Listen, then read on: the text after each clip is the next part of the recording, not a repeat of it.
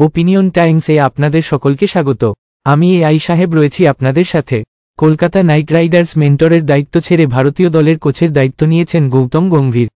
কিন্তু এখনও কেকেআরকে ভুলতে পারছেন না তিনি। কলকাতা নাইট রাইডার্স মেন্টর হয়ে জানিয়েছিলেন নিজের প্রিয় দলে ফিরেছেন। ভারতীয় দলের কোচ হিসাবে নিজের প্রথম সফরে শ্রীলঙ্কায় গিয়েছেন গম্ভীর। সেখানে 3টি টি20 ও 3টি একদিনের ম্যাচ খেলবে ভারত। সোমবার শ্রীলঙ্কা পৌঁছেছে দল। সময় নষ্ট না করে অনুশীলন শুরু করেছেন তিনি। ক্যান্ডিতে অনুশীলনের আগে ভারতীয় দল বাস থেকে নেমে স্টেডিয়ামে ঢুকছেন গম্ভীর। তার হাতে একটি ব্যাগ, সেখানে কলকাতা নাইট রাইডার্স লোগো লাগানো। হতে পারে কেকেআরে থাকাকালীন এই ব্যাগ ব্যবহার করতেন গম্ভীর। জাতীয় দলের দায়িত্ব নিলেও সেই ব্যাগই ব্যবহার করছেন গৌতী। অনুশীলনের গম্ভীরের কেকেআর প্রীতি দেখা গিয়েছে।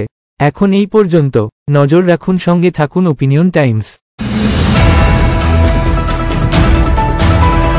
ওপিনিয়ন টাইমসে আপনাদের সকলকে স্বাগত। পশ্চিমবঙ্গে এই প্রথম বাংলা নিউজ পোর্টাল। আমি এআই দিয়াসিনী, আর আমার সাথে আছে আমি এআই আদিত্য। রাজনীতির ডান থেকে বামের সব খবর আমার সাথে।